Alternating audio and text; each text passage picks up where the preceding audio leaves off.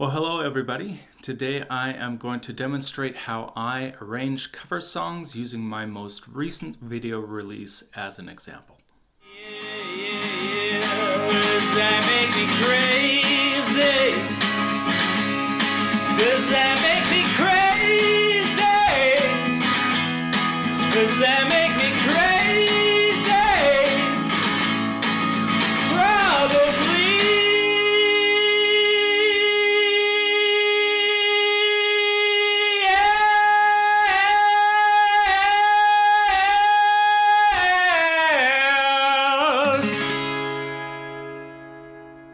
So the first step is to pick a song.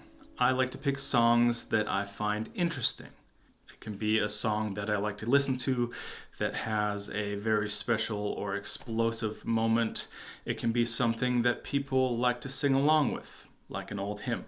There's many options. And sometimes it's because I've seen a performance by somebody else where I think I can put an interesting spin on it by making it my own. Full disclosure, for my cover of Crazy, there's a gentleman in Spokane named Shane Evans, and he used to perform this song at some of his shows. Another great version of this song, Reliant K did a studio cover of Crazy. I remember when I lost my mind.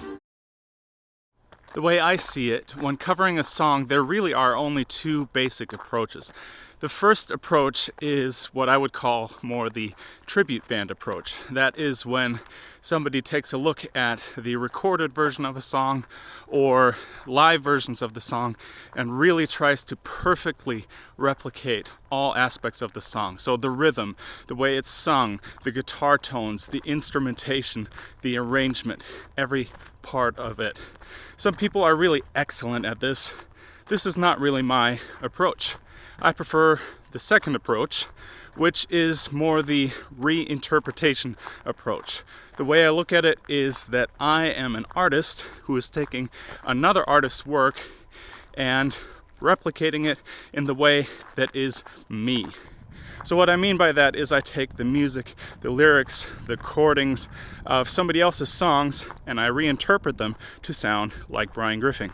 It's been the approach that I've been the most comfortable with, and honestly, it's the approach that I've gotten the best response for. So, for the time being at least, I'm sticking with it. So, with this approach in mind, what's the next thing that we need to do? Well, we need to know what the lyrics are, and we need to pick some chords. I actually really struggle hearing lyrics when I'm listening to a CD or even a live performance of it. I just look them up. Now, the second thing you need to do is pick out some chords. Again, there's two general approaches that people take here. The first one, and probably the more professional one, is to just listen to the song and pick out the chords accordingly. It's a learned skill. I've been doing a little bit of that more recently, but to be honest, that has not been my strong point, and it's just something that I'm starting to work on. The second approach is to go on the internet and find chords. The big disclaimer here is the internet always lies. However, since I am putting my own spin on the song, it doesn't matter. All I'm trying to do is find some reference points, and then I can pick and choose and adjust according to what I like. Very rarely, I have also taken a look at somebody playing it on video and kind of seeing the hand shapes that way. That's only happened probably once. So my version of the song is very simple. It really only has 4 chords, and that is D sharp minor, F sharp, B, and B flat. So it sounds like this.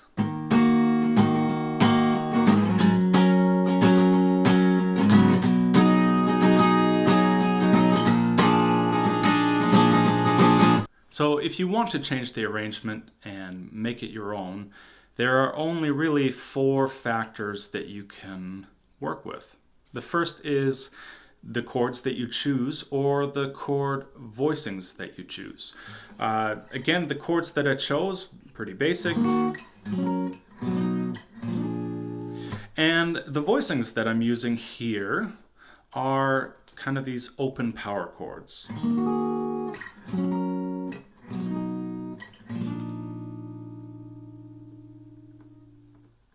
and I really like the sound of those.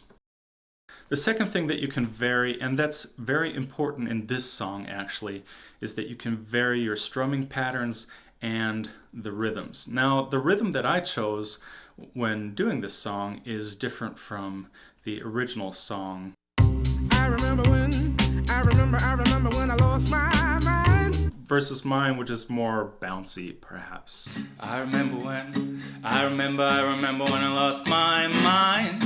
And when you have a song that you're only using 4 chords on, then the strumming pattern does become quite important, right? So I start the song out and I play some parts of some verses with more of a palm muted sound. Ever since I was little, looked like fun. And then some parts I just strum openly, right? Does that make me crazy? Does that make me crazy?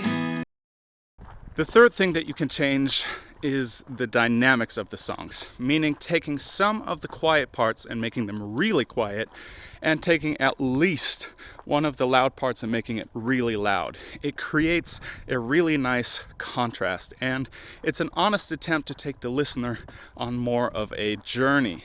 Now, this is important both for playing the guitar, loud and quiet, and singing as well. It's a really important aspect of a guitar and voice only arrangement. And the fourth thing that you can play with is how you sing it.